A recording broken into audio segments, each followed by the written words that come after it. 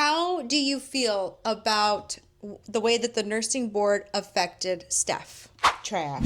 No one had her back. No one investigated. Did no their one due did diligence. due diligence. And I'm Yeah. like, I said, and I felt so bad because that's your license. What the fuck? What does that say about the Maryland Board of Nursing?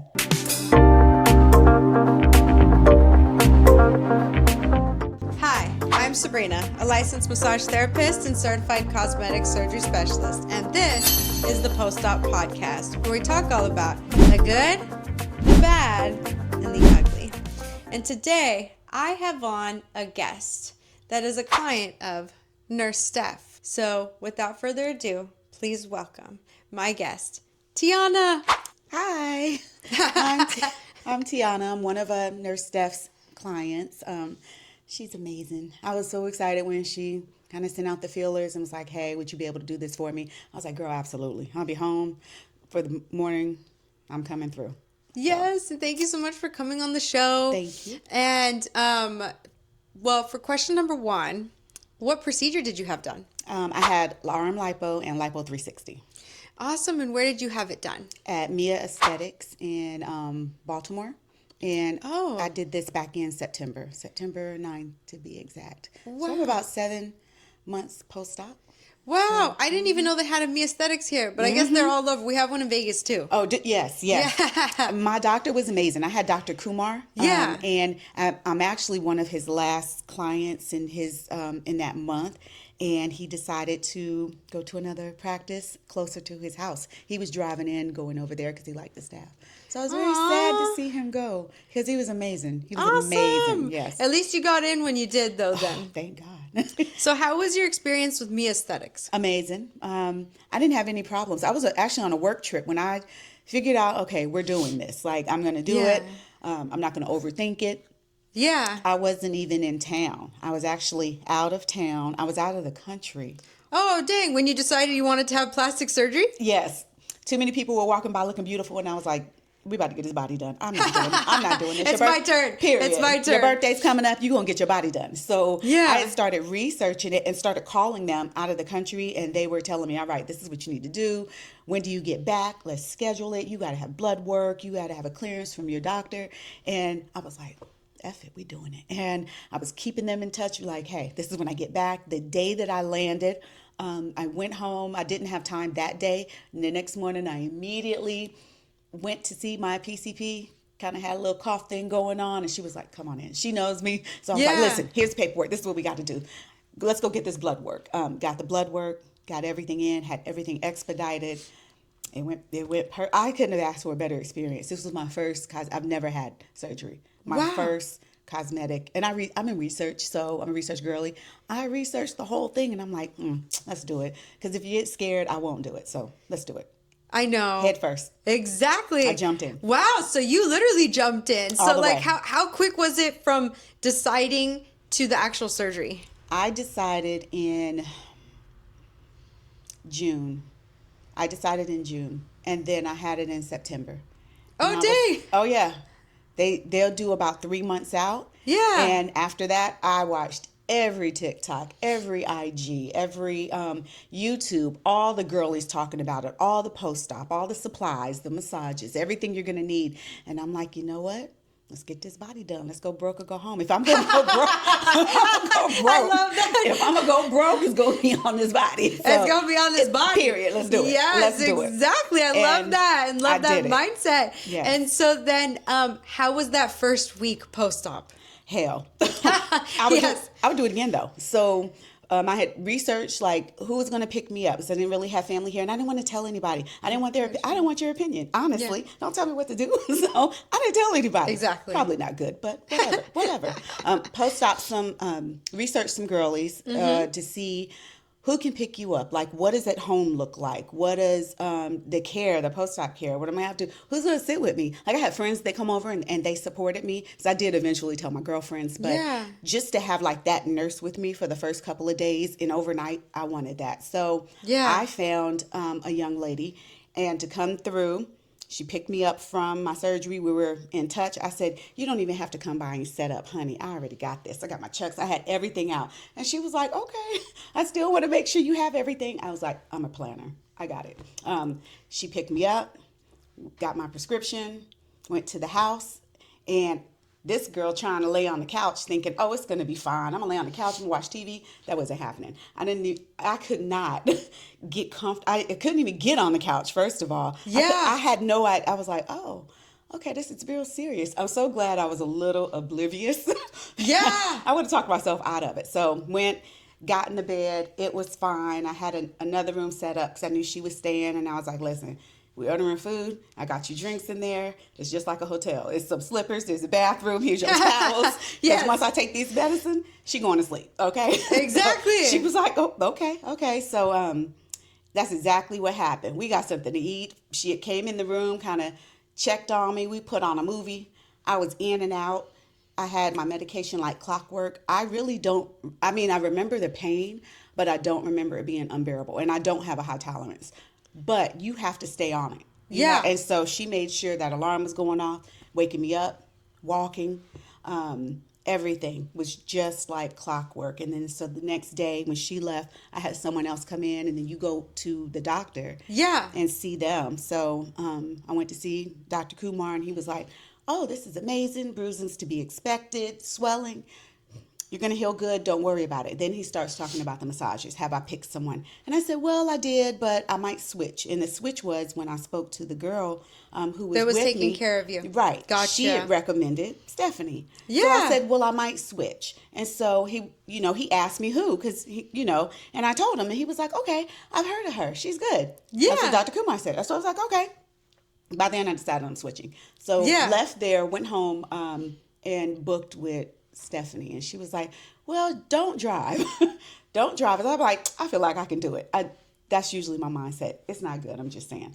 I was like, How many days post-op are you at this point? 2. Yeah. I'm driving. And you're like, girl, I'm driving. She was like, don't do it. I was Yeah. like, I'm driving. And she was like, I'm telling you, don't do it. All right, fine. I'm going to take an Uber. Whatever. Yeah, exactly. And you're still on pain meds. Don't judge me. I Don't judge me. She was going to do what she wanted to do. She was going to do what she wanted to do. Oh, So, yes. Yeah, no, for sure. Took the Uber. I'm on the pain meds, right? Yeah. I'm upset because I'm very type A, and I'm like, you're not even trying to be nice going over these speed bumps. I'm like, just the things that was going through my head. I'm like, I don't even believe you did this. And I'm like, but girl, we're gonna be so fine. So we're here. Yes. We're here. So I get there. She introduces herself. We go down. She helps me out of, the garments. She starts explaining like the process, what's getting ready to happen. How many times do I need to come? If I start having these signs and symptoms, call her, let her know. Just everything. Yeah. That was important to me because I was home for, I want to say 2 weeks. I have a travel job. So in my job, I travel. And the particular project that I'm on, I have heavy travel. Like I travel every week. I know. I'm catching a flight this evening. Like I travel every week. So, but I had worked it out. Yeah. Of these weeks, we were in study startup. Yeah. I wasn't traveling, but I knew it was coming. So I told her, and she was like, all right, we're going to have to be a little aggressive, but you're going to have to come like before you go. And then I need to see you afterwards. You're going to be sitting. You're going to have to be in your faja. You're going to have to be watching. You're going to have to get your compression socks because I'm going to be on a plane. Because you're going to be flying. You're going to get flying. more swollen Yes. once you get on the airplane. When I tell you, she went through all the gamut of like, you watch your fluids and girl, no alcohol. And I'm like, no, what? You're on medication. I'm like, yeah, you're right. And you just had surgery. I wanted to have I wanted to go from surgery day 1 to straight fine on day 2. And it didn't work like that, but don't judge me. So, No, that's most people's mindset, though. It's you so want it crazy. instantly. And then you know what I always remind my clients? You had major surgery. Yeah, this is a major procedure. Medical people, we are the worst. Do you know we know? We are the worst patience. Oh, Like, yeah, she medical kept saying that. And I was looking at her and she said, are you even listening to me? I said, I'm trying. And she was like, no, for real. I was like, yes. Especially We're the when you're a worst. busy businesswoman, you got shit to do. Period. You got stuff Let me to do. tell You got planes to catch, Let me business tell to you. run. But you guys heal the fastest too. Especially because you don't got time. And Like, I you never got, you got to stopped. heal. Yeah, I exactly. healed so amazingly. I didn't have time to stop. Like, Yeah. I had to do it. I'm on my medications. I'm on everything, and I'm walking. The walking and the water was so important because Absolutely. these airports, like I'm in this Faja, and I'm like, let's take this pain medicine, girl. We're gonna walk, and the the walking, but. I know that helped me the most, that and the Absolutely. water, especially coming back to her. So after my first trip and then, going back to like those first 2 weeks, I was going every day. Yeah. So I was coming down, I was going every day. I started driving early. I remember the first time I pulled up and she was like, really? I was like, hear me out. I feel amazing. Yeah. I'm not on the full gamut. I think this was probably 5 days out. And she was just like, I'm going to kill you. Go slow. Like, don't, I don't want no problems out of you. Yes. Yes. So I was healing really good. And then you hit this wall when you have the surgery where in your head you're thinking it's supposed, even though I know better, but I want to lie to myself, right? So in your head, it's like, this is supposed to go faster, and you're looking in the mirror and you're bruised up, and it's like, you know what? What did you do? I don't like this Faja. I hated the Faja. I fucking hated that Faja. If I had a nickel. I hated that Faja. I had Yes, 3, yes. and then she turned me on to the Faja doctor. That was the best Faja I ever had, and then it was pretty, so I liked it kind of because it was pretty. The Faja was Did it fit the your worst. measurements well too? Yes. Okay, the one that I had tried a couple of the other ones and they didn't because I'm already short. Yeah, but the one that exactly. she told me to get, that one, it really did, by Diana at the Faja. Amazing. Yes. Amazing. And that's why I love to say, don't cheap out on a garment. You have to spend the money. Spend the money, Yes. especially if you get it small and get expanders. Yes. Then that's your garment for the whole process. Yes. And you save money, plus it saves your results too. Exactly. And then she was able to refer me to another young lady here Yeah. that did my measurements. Like, I was going to Ileana to get it taken in every week. Wow. And I couldn't believe it because when I got it, I was at home and I'm like, how am I going to get in this? Do you see this? Yeah. And so I remember bringing it to Stephanie and I was like, do you see? Look, girl, nothing on this is going. Who doing this? And she was like, give me the file. Damn. I'm like, I'm not getting into that. And she was like, oh, you're going to get it. I was like, I'm not getting into that. And then after the massage and we got in it, I was like, bitch, I can't breathe. And she was like, you'll be just fine. And I'm like, I'm about to pass out. And she was like, for real? I was like, no, but kind of. And she was like, don't take it off. You'll be fine. So I had to find my regimen of going to see her early, getting in the Faja, going home, because if I did this later, I would come out of it. I'm going to mess up my results. That was hard. The Faja thing, taking a shower, getting it back in, that was hard. Absolutely. But Doing it on your own. It's worth it. She connected with people that can come over and help you. I couldn't have my nails. There was no way I was doing this with nails. I know, terrible. exactly. Yeah, I know. Oh, it was terrible. But it was worth it. It was worth it. So I had my first business trip, came back. I remember going to see her and I was swollen really bad. I felt bad, but I had done a lot of walking and I'm sitting and, and then you got to find like the extra big work clothes. And I had like my first trip. And I remember the doctors and everyone, they were like, oh, your posture is amazing. And I'm like, this Faja is amazing. But I didn't say that. I know. Exactly. My posture is not amazing. I mean, it's probably, it's way better now. Oh, yeah.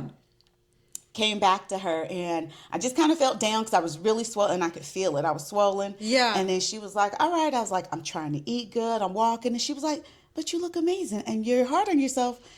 Because, it's what you tell yourself because I'm looking at this every day. She was like, no, you look amazing. Like, don't worry about it. Keep doing what you're supposed to do. And it's a patient process, right? I know. And I want it done now. And you're probably on week 3. I was. Like, why am I not healed yet? And she said, I hear it all just the time. had surgery. I was like, And I always like to explain it like you're still in the newborn baby phase. I was. Yeah, you're not even at the kid phase, not even at the toddler phase. Like that part. Patience. And I was like, don't nobody want to hear that. I'm trying to be fine today. And she was like, you need to be patient.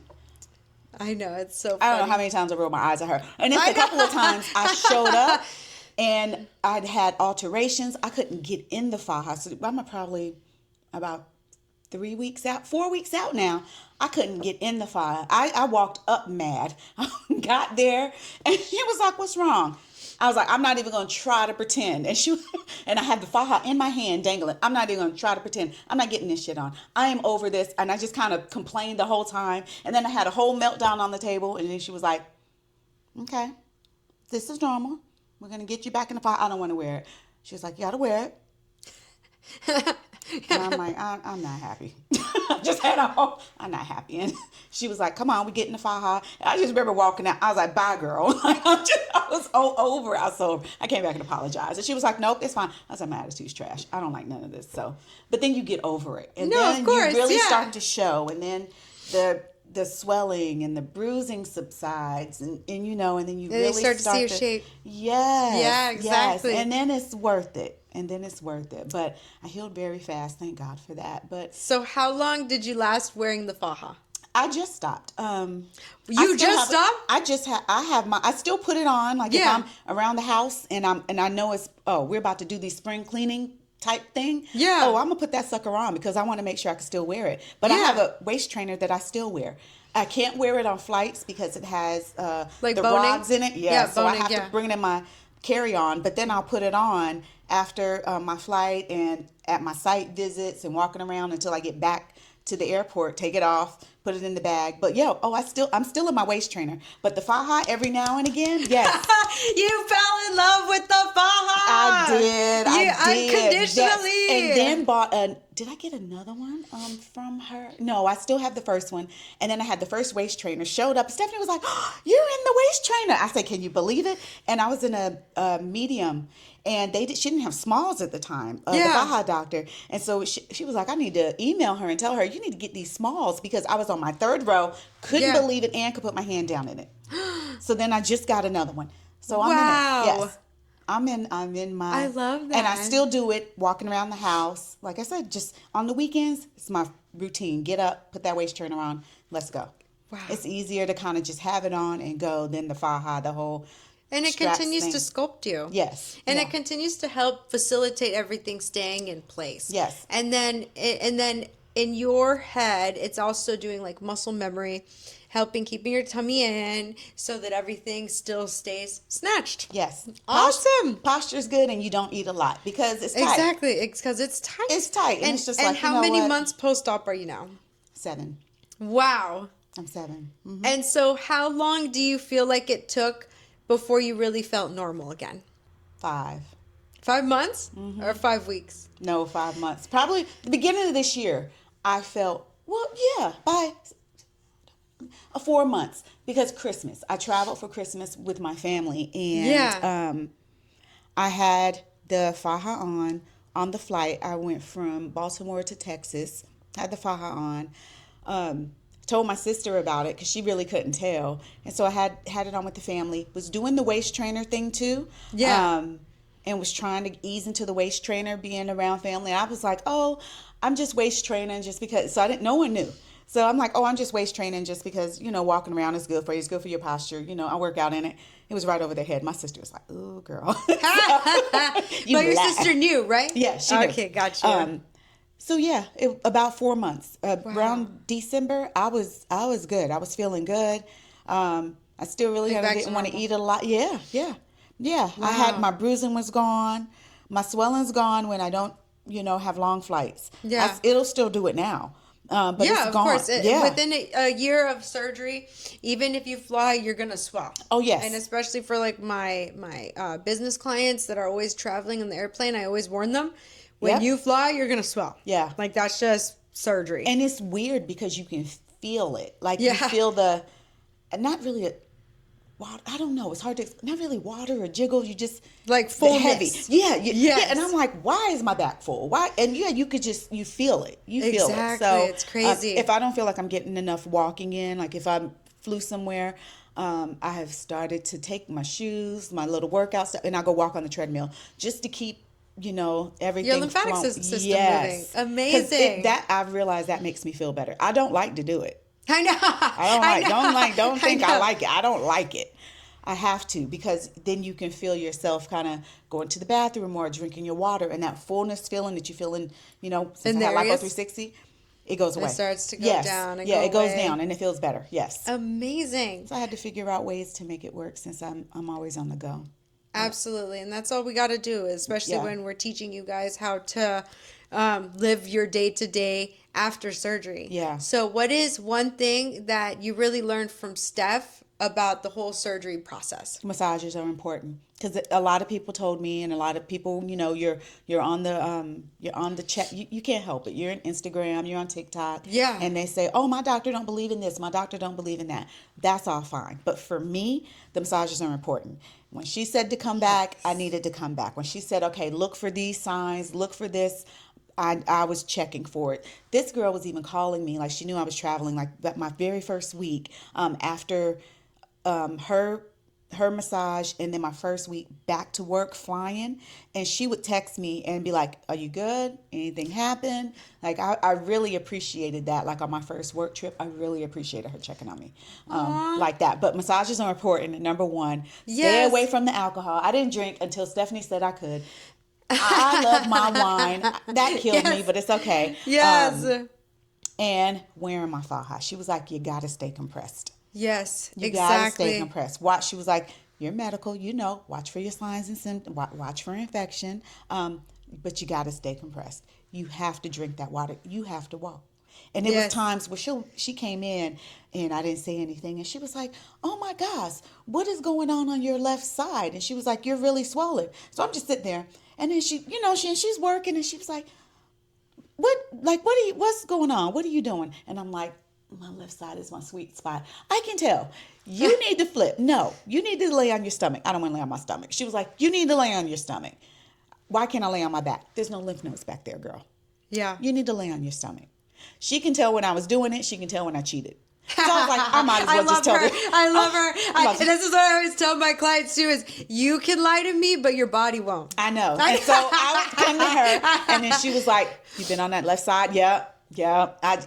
I'm working on it. I'm gonna get the pillows. I'm working on it." And so yes, but then after a while, I got into my routine, and she was like, "Okay, you're doing better." I was like, "Yes," because I tried, and I'm like, I'm sleepy because I like my left side, but I tried. So I had to get a variation of pillows and things to make it work. So unconsciously in the middle of the night, I don't roll over to the left. So Yeah, exactly. it works. Oh, and then I have pillows under my legs to keep, after I had a heavy flight and I really swelled up bad. So Yeah, I was and the legs. had the feet elevated and the pillows on both sides and just kind of on my stomach, and it was a lot, but it's worth it. It's all And so, how would you rate your overall whole experience?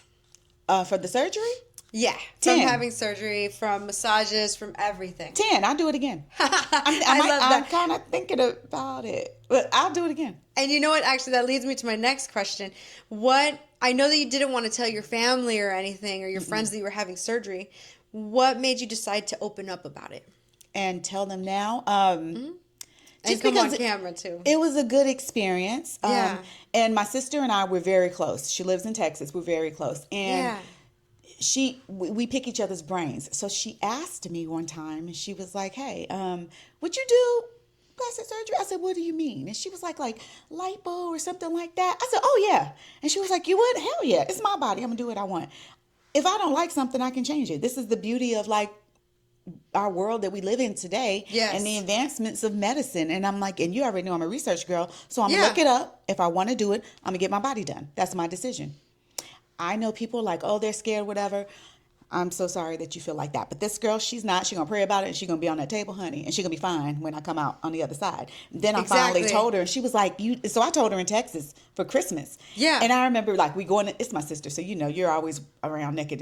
And I showed her, and she was like, where are your scars? And then I showed her like the little pokes, and she was like, oh my God, you healed so good. And she was like, you really did. She was like, bitch, you look good. So I love it. I loved her reaction, because if she does it, then I can help her push it. I hope she comes here. But I can help her with like her process if she decides that she wants to fix something. Yes. So the most positive was my sister, of course. She's my biggest little critic, but like I love her. That's my little sister. And that's your sister. Yes. She's And supposed to be your biggest critic, my too. best friends, I told them, and then they were like, you did what? Done. It's done, done, and done. They were like, Rip, done. They were like, we knew when you got quiet, we knew your ass was up to something. Like, and I'm like, yeah, but they were like, Rip. I said, and if you want to, you should do it. I'm going to give you all my people. Do it. Do it. They're like, you weren't scared to be put to sleep? They put you to sleep for dental procedures. Yeah, they do. No, I'm trying to go to sleep, honey. Like, I have the Exactly. best Trust sleep. me, you wouldn't want to do it awake. Period. I woke up. Yeah. You feel it. And I remember looking at the girl, and I was like, can you give me something? And she was like, well, I was like, don't do that. Please give me something before I go home. I got a long ride. She gave me something before I went home. I made sure that I had my prescription. Yeah. I immediately went home. It was bearable. It wasn't terrible. Wow. And we had that little notepad. Her name was Darian. She had everything like clockwork. Amazing. So yeah, I felt discomfort, help, but I didn't feel pain. No, of course. Yeah. Discomfort's normal too. Yeah. That's kind of the area you want to be in. Yeah. Because if you're in excruciating pain, that's not that's not good. But you are gonna feel something. If you don't Yeah. feel nothing, then that's kind of weird too. Right. The worst part was getting up. So laying on your stomach, getting up out the bed, trying to figure out how to get up. And once that part, you have to hold your breath a little bit, because that you feel it. But then once you're standing up and you start walking, it's like, okay. And then once I started walking, I didn't want to lay back down. And she was like, no, but you got to rest. And I'm like, no, let's walk. And then she was like, no, I was like, all right, let's do one flight of steps. And so she was like, oh my God. And so she would walk with me and we would go up. I was like, now I'm tired. Let's lay down. Yes, let's lay down. yes. Perfect. I pushed myself. So no, that's amazing. I'm so happy that you had such a great experience. I did. I didn't have a bad And so then with meeting Nurse Steph and then you were when did you get with her? When was your procedure again? In September the 9th. So I got with her like the next week. September the 9th. I got on her books. Okay, last year. Yeah. Amazing. So that's when she's got her license back. Yeah. Yeah. And then so you were one of her patients during that time of her life. Oh, yeah. How do you feel about the way that the nursing board affected Steph? Trash. It's so unfortunate that they didn't protect her, because a lot of stuff she didn't want to talk about, but I had already started reading up because, I was referred to her. Yes. So when I started reading it up, I remember telling her, I'm like, girl, they did what? That is unheard of. I'm like, you have to do something. That's not how it goes down. Like I was saying, I work in clinical research. I monitor trials for biotech and pharma companies. And so I'm the middleman. I go in, I make sure the doctors are running that protocol to a T. Him and his staff, they're qualified. They're educated. They're up to their training. I just make sure that they're doing that, and then I make sure that the patients are safe. Like you're making sure that the data is clean. Yes. The integrity is good. It's everything that encompasses a clinical trial. A lot of people don't realize there's a lot of things that go into it. It is heavily regulated. So They're monitored, right? Yeah, that's my agency that I report to. All of this goes back up to the FDA. So like I was saying, if I went in and I had this doctor and he or she, they're running this trial and I like them, but then I know someone else who has a company and they're looking for doctors. Let's say I went to him and his staff, his nurses, all the sub-investigators, and I'm like, hey, my girlfriend is doing this over here. You should come over here and work with them. What if he's like, no, it's kind of crazy you to ask me that, but whatever. No, thank you. But then I push it because I'm really trying to help my friend out. Yeah, and let's say get I that push doctor to work with your and friend. get that doctor and his staff, because I know that they're amazing. Yes. So I want to put them on with my girl because I feel she's amazing. And then he continuously says, no, I don't want to. What if I got mad? And I said, you know what? I'm going to report you to my sponsor. I'm going to say that your data is Exactly. trash. I'm going to say that you're not collecting adverse events. I'm going to say you're putting the patients in harm. I'm going to say that your equipment is not calibrated, and you're just unethical. And it's your word against his. And it's my word against his because I'm the monitor who's on, I'm CU. Like the sponsor companies, they don't come out because you got to eliminate the bias. I'm the middleman. I see you. I built rapport with you. Yeah. So what if I said all of that and wrote that in all my reports, send that in over here, and what if all of that gets ran up and they said, yeah, we're going to pull the trial from you. We're going to pull the study. These are $1 billion studies. What if they determine we're going to pull the study? We're going to halt you. Don't dose any more patients. We're going to pull the study. Oh my God. What if no one does their due diligence behind me? So what if the FDA comes in and was like, yep, she was right. You all are right. In the research world, that's called a 483. What if they give that site a 483 and look and pull that doctor's license? Pull the nurse practitioners he works with license. Shut the site down. That man's, everyone there, that's their whole livelihood. That's wild. That's crazy. 8+ years of college. Thank you. 6+ years Thank of you. college. Time wasted. Money. Research, resume. You work with all of these protocols, and I come in and totally trash the whole thing because I'm mad at you because I want you to go over here and work with my friend. And what if no one checks me? Yeah. And does What their if they- research. No one checked. No one did their research. No one did their research. That's what I feel like happened to her. That's unheard of. That's not happening. Because first of all, soon as I even say anything that's going on and I send this back to these sponsors or whoever that I send my reports to, they're gonna call a meeting. Yep. We're gonna be on a Teams meeting. What's going on? What did you see? What happened? Did you try to help? It's gonna be all these freaking questions. And then you know what they're gonna do? They're gonna call that site. They're going to call the doctor. Well, our monitor said XYZ. What happened on this day? They're going to get both sides of the story. They're going to do their due diligence. They're not going to trash the whole study. They're not going to go pull his license. They want to know what happened. Why do I feel the way I feel? Because I'm the one that's out there. Hear my story, hear their story. This isn't even going to get to the FDA because they're going to do their due diligence. They're going to want to know what happened. Yeah. So with her, no one had her back. No one investigated. And did no their one due did diligence. due diligence out of that whole board. Not a Exactly. single. I see doctors' letters, resumes, CVs, GCP trainings all day long. Not a single person looked at that letter and be like, let me call this man and just see what's going on and see why you said that, especially here in Florida. This young lady's in Maryland. How the hell do you even know her?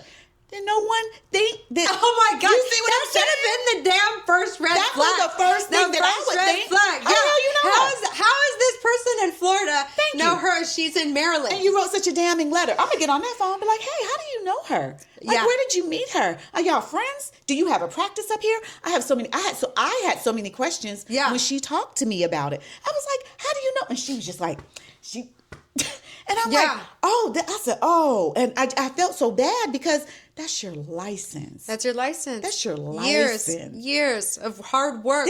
That's crazy as hell. I was like, absolutely not. Not a single person on that board when her case file came through went home and was like, something ain't right.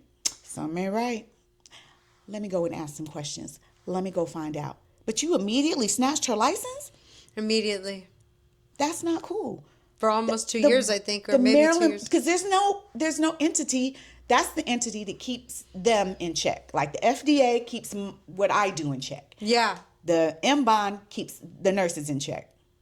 And if they can't even have your back like that, do their due diligence, do their research, look into a claim, what the fuck? What does that say about the Maryland Board of Nursing? I know. They're not on their back. Exactly. And one thing in Steph's interview I was even saying is that they should be 50-50. They should be looking into the allegations against the nurse. Immediately. But also understanding that this person has years on their license. And this could be really damning to their livelihood, to their college education. Yes. So you have to do extensive due diligence and research to make sure that this person is actually causing harm to people before you snatch up their license and all the time that they put into it. Exactly. Even when I saw one of the posts that she had, and I know that she represented herself in the first one. Yeah. No one even looked at the peer review articles. I have to read articles and protocols all day, every day for every trial I'm on, because I have to understand the validity of this protocol, because if I go start up a site, I have to teach that site about that protocol. So I have to know exactly to a T what I'm talking about. That's what they hired me for. No one looked at any articles. No one just made sure, okay, let's just say this young lady said she did that. Let's go really dig up and look and make sure that she, in fact, was or was not working within her scope of practice. No one did any of that. No. That's crazy. I know.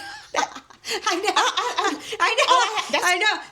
That's wild. That's wild. No. It's outrageous. Period. It's outrageous. Like, how can you not look deeper into something that a simple letter and a simple call to a simple surgeon Yes. would have prevented all of this from happening? Even if they didn't even read the articles, they should have called that doctor immediately. Somebody should have been like, hey, how do you know her? That would have opened up so many things. Like, you didn't write this letter? What's your email address? I'm going to send you a copy of the letter that you wrote, we assume, with your signature on it. And he would have been like, yo, what? I didn't do that. That would have shut everything down right there. But no one did that. No. That was been the first step, but no one did that. And now this girl up here fighting for her livelihood, that's not fair. That's not fair. In your opinion, do you think that there could be a change now with the nursing board, with everything that's happening? It has to.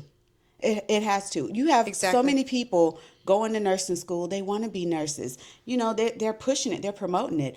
Most of my girlfriends and my colleagues are nurses. And when I talk about this, they're like, that didn't happen. Go look it up. Yeah. And they're like, what? My neighbor is a nurse practitioner. Yeah. And I've been showing her everything. And she's just been like, I don't even believe this. This is real. This is real.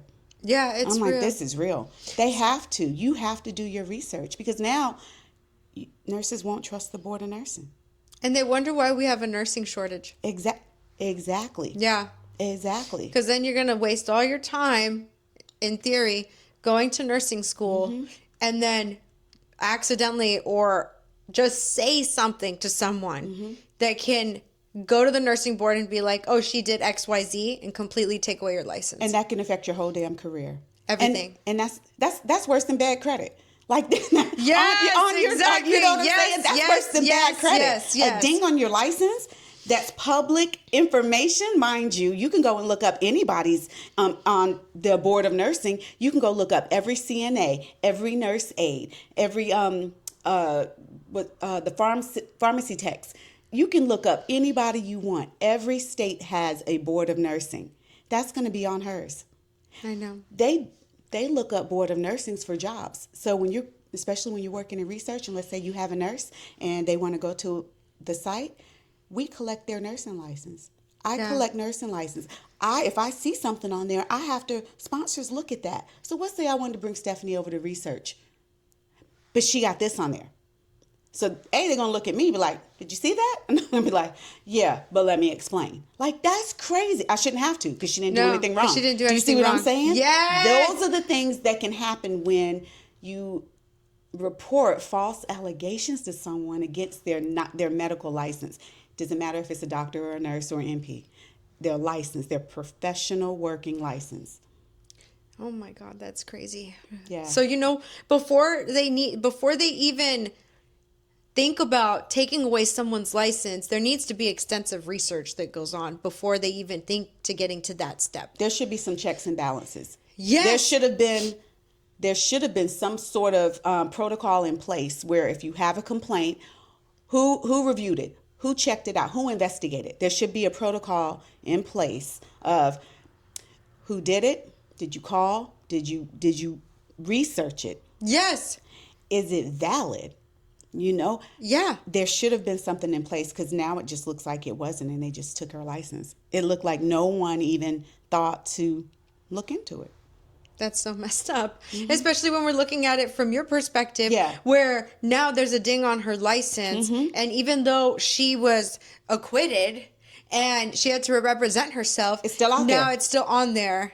And now she has to explain for that. And thank goodness shouldn't have Steph to do that. is her own boss, and, Yeah. and she got her business. But But think about this could happen to other nurses. Yes. And what if they wanted to go into the hospital? What if they wanted to go to research? Yeah. Or any other field that requires you to have a valid license. And then they do a background check. And they do that background check, and that's on there. And now, what if there's a lot of people who, once they see it, they're not going to ask any questions. They're going to be like, deny. Yeah. And then there's going to be people who, they like you, and they're going to bring it in, and now you got to relive this all over again and talk about it. I don't want anybody talking about things that I've done in the past and I'm healed from. I know. That's crazy. They need to remove that shit. You see what I'm saying? Yeah, completely. So there needs to be that. There needs to be that. That's my perspective for her, that she's always going to have to relive this if she's ever in a position where she goes and works for someone else and not herself, even on a part-time basis. Exactly. That's going to come up, and she's got to relive that. That's bullshit. That's some bullshit. You know what? And I hope if they're watching that there's some freaking regulations that are changed. Yes. And common sense put into place. Yes. Do your research. Do your damn research. Period. That's outrageous. But on that note, bring it back to positivity. And if the nursing board ends up watching this, which I hope they do. Same. If you have something to say to them in regard to Stephanie, what would you say? Stephanie's amazing. Y'all dropped the ball on her. You really did. You dropped the ball on her. You owe her an apology and much more. Much more. Because it really did affect her. You go to school. You're so proud of your work. You want to be out here and you want to help people. And just that one thing, like, that would give me anxiety. That would give me nightmares at night. So, yeah. You kind of fucked up this young lady's life. So definitely owe a public apology. Make the apology as loud as the accusation, because you didn't do your research. So make sure that apology is just as loud as the accusation, and how you all treated that with not even calling the doctor and the validity of that letter. So yeah. I hope it gets better. I hope it gets better. That's all. Thank you so much for saying that. And thank you so much for coming on the show. And the last question that I ask everybody that comes on the show, if you have any advice to give to somebody who wants to have plastic surgery, what advice would you give to them? Do your research. Do your research. It's extensive, honey. Do your research, extensive research. Yeah. It's expensive. Save your money.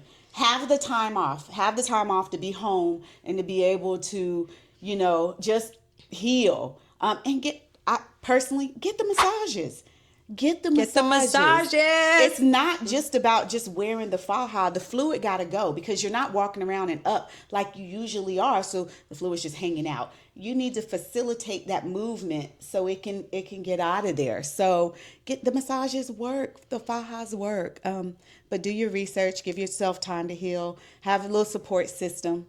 But I would do it again. Oh, save your money. It's expensive. But you're going to be fine. But when you're on the other side, you're going to be fine. Exactly. And it's just paper. It'll come back. Period. Yes. Hence why I'm working today, honey. Exactly. Well, thank you so much for coming on the show and sharing your experience with Steph. This has been wonderful. You're my girl. She's amazing. Yes, Steph is amazing. Go back and watch our episode. And you're my first ever client from someone else to come on the show and share their experience with an amazing post-op provider. Really? Yes. And so I'm just so grateful to start getting into this bracket with amazing clients that have amazing experiences with amazing post-op providers, because that's what this show is all about. Mia Aesthetics was amazing and Stephanie's amazing. Yes. But remember, guys, you got to follow the 5 keys: nutrition, massages, compression, exercise, mindset. Yes. Mindset. Yes. And on that note, like, share, subscribe, hit the push notifications for all things the Post-Op Podcast. Bye.